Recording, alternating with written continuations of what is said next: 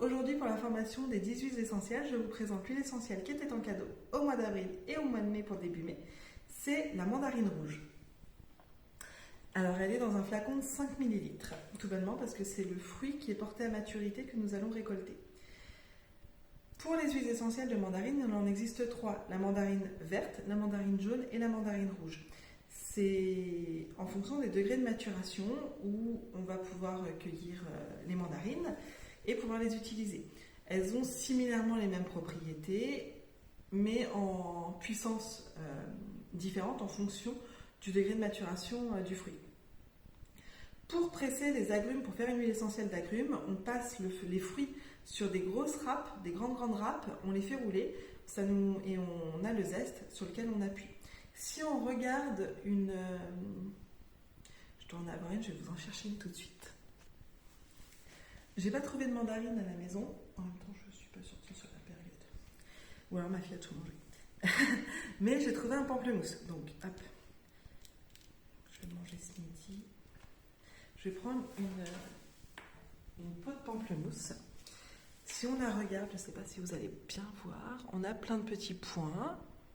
Donc elle est lavée. Et tous ces petits points, c'est des petites bulles où résident les huiles essentielles. Moi, ce que j'aime bien, c'est... Hop, là, on voit parfaitement. Est-ce que... Hop.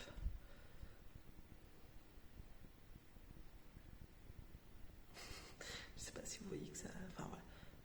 On voit bien.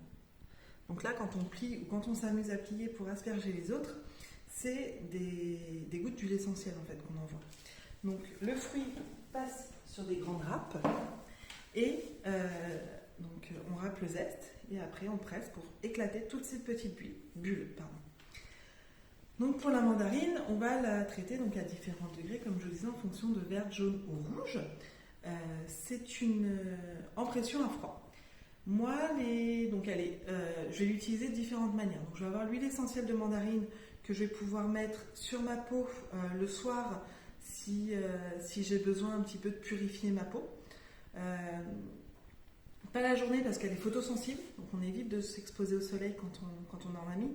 Ou alors on met vraiment sur un coin caché de la peau et avec un vêtement dessus qui est sombre et auquel on ne tient pas parce qu'en tant qu'agrume, elle tache. Sinon, je vais la mettre dans mon diffuseur d'huile essentielle ou alors je fais un petit spray pour ma fille. Donc c'est top pour les enfants. C'est calmant, ça aide au niveau des angoisses nocturnes principalement. En tout cas, enfin pour ma fille, en tout cas, ça va beaucoup aider.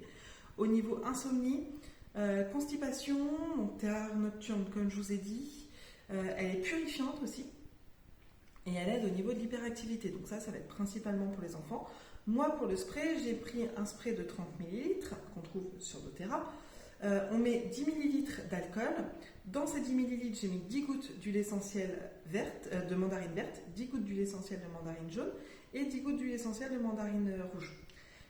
J'ai fini avec de l'eau, je secoue et j'aime bien quand la lune arrive, parce que ça la travaille beaucoup, ou quand elle a des moments où elle est un petit peu plus énervée le soir, en diffuser tout bonnement dans sa chambre comme ceci. Ou alors je prends une diffusion passive.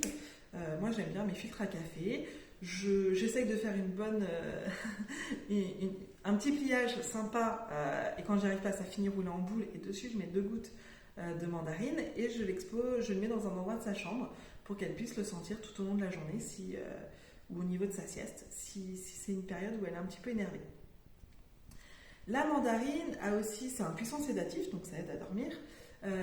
Ça tempère nos humeurs, ça aide au niveau des ballonnements, de la constipation, c'est un mange-graisse, c'est top et utilisable si on a un cancer. C'est hépatoprotecteur, c'est purifiant, ça aide au niveau de la déprime, pour les problèmes de peau et les troubles du métabolisme. Comme je vous disais, on fait attention à sa maturité en fonction des gouttes qu'on va utiliser. Elle est photosensible et elle est néphrotoxique, c'est-à-dire qu'elle est mauvaise pour les reins. Enfin, elle n'est pas top pour les reins plutôt. Donc si on doit passer en interne, c'est vraiment une goutte et être sûr qu'on n'ait aucun problème de rein. Moi personnellement en interne, je vais plus facilement privilégier le citron, le pamplemousse ou la clémentine. C'est mon choix. La mandarine verte va être plus tonique, donc elle va nous donner un effet de boost. Quelle est la troisième manière que je voulais vous faire voir? Ah oui, c'est celle-ci.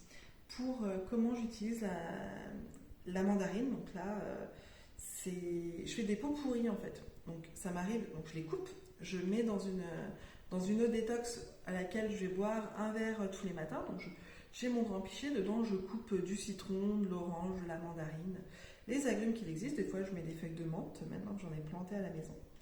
Je bois mon verre tous les matins, à jeun. Et quand j'ai plus d'eau dedans ou quand j'ai envie de changer de goût, je récupère toutes mes rondelles et je fais des pots pourris. Donc c'est-à-dire que je les mets au four sur un papier absorbant et je fais chauffer. Moi j'aime bien à 80 degrés, pas très chaud. Et je laisse tourner. Donc souvent je fais une heure en fonction de l'épaisseur. Je retourne une deuxième heure, je vérifie s'ils sont encore humides ou pas et je continue ou pas, ou je ralentis. Enfin, voilà, je m'adapte.